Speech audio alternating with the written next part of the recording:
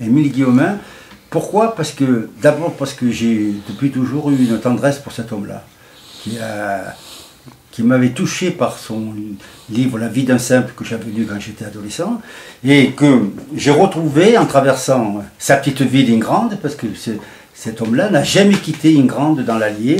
Il y est né, il va y mourir, et c'est un paysan et un paysan poète. C'est-à-dire c'est quelqu'un qui aurait dû, si son père ne l'avait pas dévié de sa route, alors que le curé et l'instituteur à l'époque auraient voulu le pousser vers des études supérieures, il serait devenu certainement un écrivain proche de son ami Charles-Louis Philippe et Valéry Larbaud de Vichy. Et d'ailleurs, ils sont très proches.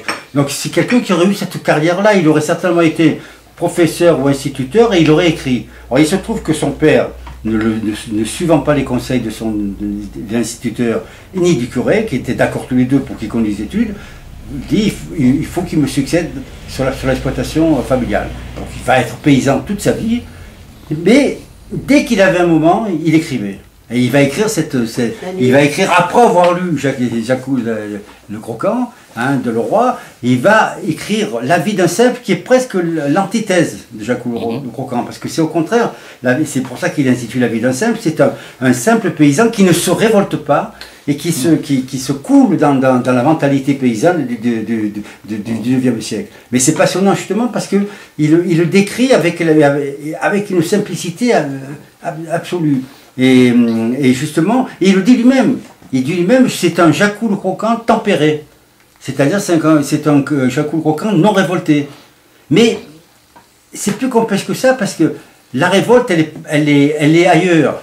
C'est-à-dire elle est dans cette soumission et il ne fait pas de cadeaux, ni à la bourgeoisie, ni à la petite noblesse, ni au parti politique justement, mais c'est fait avec beaucoup de tact. Donc on n'avait jamais fait de biographie de cet homme-là, on avait fait pas mal d'études sur lui en tant qu'écrivain, en tant que poète, mais jamais de biographie. Donc avec mon éditeur, ça nous a intéressé de le sortir de l'ombre.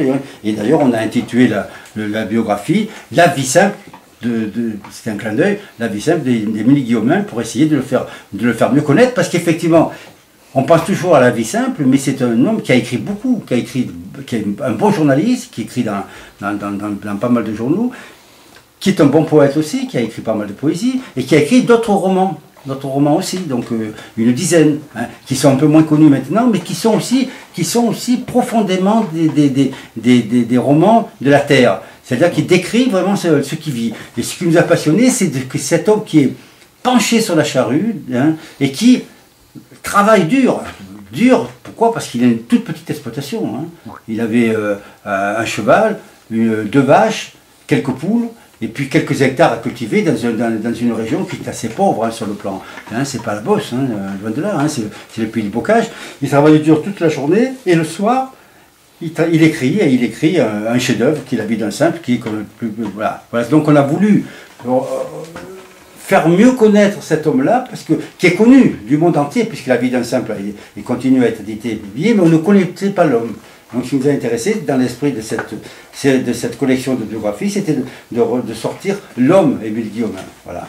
Homme de la charrue. Et d'ailleurs, Daniel Halévy, le grand Daniel Halévy, qu'il a rencontré, qui est venu le voir, a dit c'est un homme exceptionnel et seul de son espèce, parce qu'effectivement il est seul, c'est le seul paysan poète que la France ait produit. C'est-à-dire c'est pas un faux poète ni un faux paysan, c'est un véritable paysan et qui est un véritable poète. Voilà pourquoi on a voulu faire sa biographie. On peut ajouter 2 choses qui sont intéressantes, c'est que il y a une forme de classicisme chez Émile Guillaumin.